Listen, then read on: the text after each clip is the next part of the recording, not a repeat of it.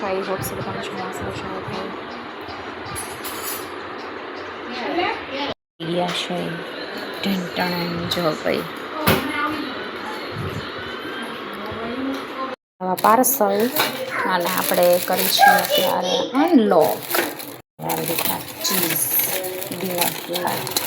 ખુલે છે જો આવા કંઈક છે ચાલો ભાઈ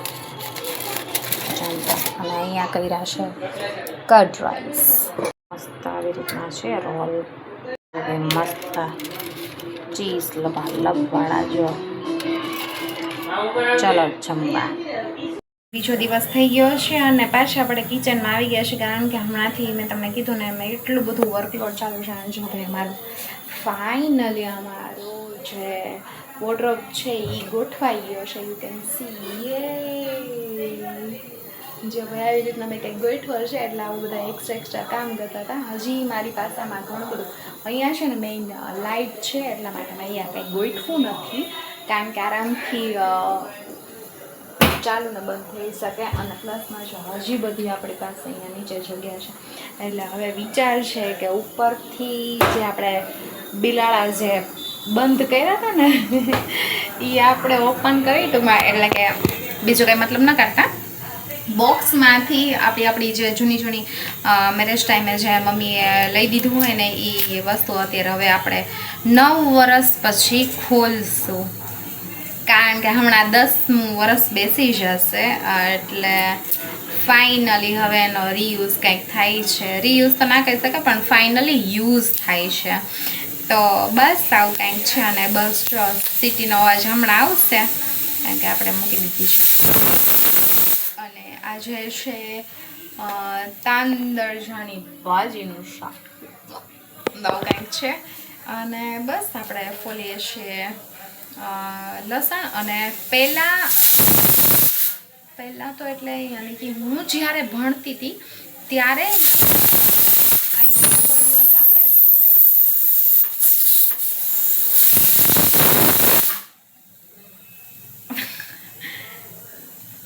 આપણે બહુ ફોલતા તો નહોતા પણ હા એક વસ્તુ છે કે પહેલાં છે ને લસણ આવડા મોટા તો ફાઇનલી નહોતા જ આવતા મને યાદ છે 90sના જો ગર્લ્સ કે મમ્મીઝ બધા જો કિચનમાં હોય ને તો મને કોમેન્ટ કરજો આવડો મોટા કોઈ દિવસ લસણ હતું પહેલાં મને તો નથી યાદ કારણ કે મેં કોઈ દિવસ આવડું મોટું યુઝ નથી કર્યું પણ અહીંયા તો આ મારે આઈ થિંક બહુ મોટા આવડા આમ જો તમે આવડું મોટું તમે નથી જોયું આમ જો આવડું મોટું છે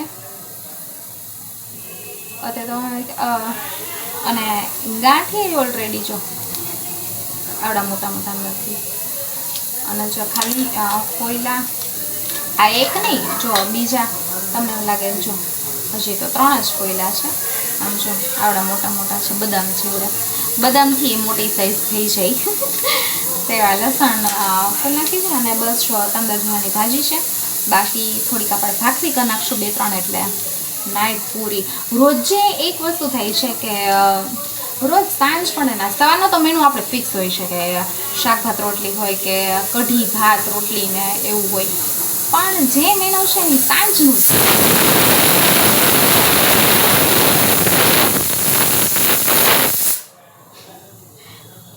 રોજ ક્વેશ્ચન એ થાય કે રોજ સાંજે શું બનાવશું હરેકને મને એકને નહીં પણ ઓલમોસ્ટ બધી લેડીઝને એ જ પ્રોબ્લેમ હોય કે સાંજે શું બનાવશું કારણ કે એક વસ્તુ છે અહીંયા છે ને અમારે એવું છે કે કોઈને બહુ ખીચડી ભાવતી નથી ભાવે પણ એટલી બધી નહીં અમુક શાક જોડે કે એવું હોય ને ત્યારે જ હોય બાકી એક દિવસ ખીચડી એક દિવસ કંઈક અલગ એક દિવસ ખીચડી એક કંઈક અલગ કાં તો અલગમાં તમે ભાજી પાઉં બનાવો પછી થેપલા બનાવો થેપલાને દહીં તીખારી છે કે વોટેવર એકલા ટમેટાનું શાક અમારે અહીંયા બધાને બહુ ભાવે છે તો પછી પરોઠાનું શાક બનાવો દમ આલુ છે કે કાંદા બટેટાનું શાક છે કે પછી આમ કોર્ન અત્યારે બહુ આવે છે તો કોર્ન કેપ્સિકમનું શાક બી અમારે અહીંયા બધાને બહુ ભાવે છે તો ટૂંકમાં એવું કંઈક ફરતી આઈટમ બનાવવી પડે કે રોજે એમ નહીં અને મારી ઘરે શું એક રોજે ખીચડી હોય, ખીચડી, શાક, ભાખરી, મરચાં. મારા પપ્પાને મરચાં બહુ જ ભાવતા હતા. જ્યારે મરચાં કરો ને, અહીંયા તો હું મરચાં કરતી જ નથી, મારા સાસુને જ કહી દઉં, કારણ કે મને મરચાંથી બહુ એલર્જી, કારણ કે હું જો ને મને મારા પપ્પા યાદ આવી છે, એટલે હું મરચાં વધારે યુઝ કરતી નથી. પણ એટલે મારા પપ્પાને બહુ ભાવતા લીલા મરચાં. એટલે અમારું ઘરનું રાજકોટ અમારું ફિક્સ હતું, ખીચડી, શાક, ભાખરી, મરચાં, પાપડ, છાશ અને દૂધ.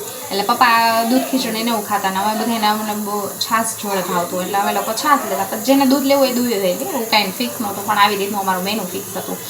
અને અહીંયા શું છે, અહીંયા ત્યાં ઊંધું જ છે. મારા સસરાને લાઈક બધું અલગ અલગ વસ્તુ ભાવે, કે જૂની વેરાયટીઓ, દલિયા બહુ ભાવે.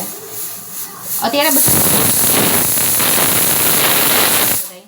બાકી દલિયા બહુ એટલે બહુ જૂની. મારા સસરા કહેતા કે હું જ્યારે જૈન મને હું આઈ થિંક મારા સસરાને અત્યારે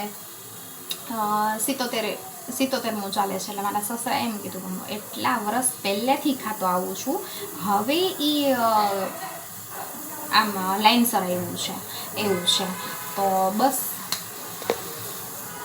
સરસ મજાની વાત હતી. અને બસ આજનો ટોપિક પૂરો થઈ ગયો. અને અહીંયા છે ને હું એ કહેતા ભૂલી ગઈ, જો પરિવાર ટેં થઈ જાય છે. અહીંયા શું છે, અમારે અલગ અલગ વસ્તુ ટૂંકમાં જોઈએ. બસ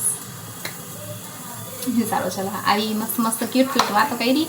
અને હા, પ્લીઝ તમને લોકોને કહું કે પ્લીઝ મારા વિડીયો જુઓ તો લાઈક કરો, શેર કરો અને પ્લીઝ સબસ્ક્રાઈબ કરો મારી ચેનલને. ભાઈ જોવે છે બુલબુલે અને લિટરલી હિલેરિયસ સ્ટેન્ડિંગ ઓવેશન છે નક્ષભાઈનું, કે એને છે ને અમુક જોતા એટલું મસ્ત ફીલ થાય. આપણે લઈ લીધી છે સાવીને ને ફટાફટ કામ કરી નાખી છે, કારણ કે મેજોરિટી કામ બધું પતી ગયું છે. અને બસ નક્ષભાઈની આ હિલેરિયસ આતંકવાદી જેવી મોમેન્ટ મેં કીધું લાવું કેપ્ચર કરી લઉં. અને બસ મળીએ કાલે એક નવા જ બ્લોગ સાથે. આ સાથે આપણે એન્ડિંગ કરીએ છીએ. અને મેં આઈ થિંક તમને કીધું એ જ પ્રમાણે કે તમને જો મારો વિડીયો ગમે તો લાઈક કરો, શેર કરો અને સબસ્ક્રાઈબ કરો. તો તમને મારા બચ્ચા પાર્ટીના સરસ વિડીયો તો જોવા મળશે જ, પ્લસમાં થોડીક આપણી સરસ મજાની રેગ્યુલરવાળી ગપશપ કરશું. અને બસ થોડા ઘણા આપણા વિચાર એક્સપ્લેન કરીશું. આપણા તો નહીં, પણ તમે તમારા કરજો, હું મારા કરીશ ડેફિનેટલી. તો મળીએ કાલે નવા જ બ્લોગ સાથે. ત્યાં સુધી બાય બાય, ગુડ નાઇટ, જય શ્રી કૃષ્ણ, મહાદેવ હર. અને હા, ખાસ તમને મને કહેજો કે તમને મારો જે આ મેં કરાવ્યો છે એ કબાટ તમને ગમ્યું કે ના ગમ્યું. તો once again bye bye, good night, જય શ્રી કૃષ્ણ, મહાદેવ હર, સાયોનારા.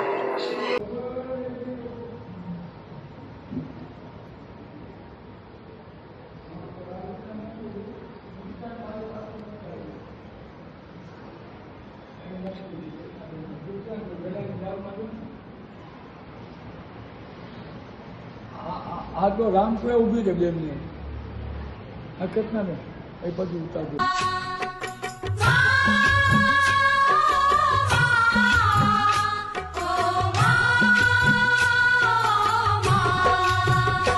એવા સત દેવી ને વીરો માનતા, એવા સત દેવી ને વીરો માનતા.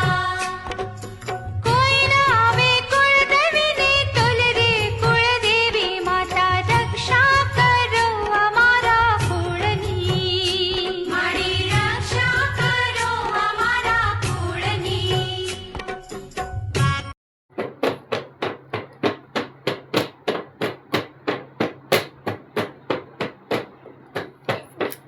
ગીત ગાવ. ચોગલે ચોગલે ચોગલે ચોગલે આસ્તે મેરે લોક ચલે. વગાડો. ઢીંક ચીકડ ચીક ચીકડ, ઢીંક ચીકડ ચીક ચીકડ, ઢીંક.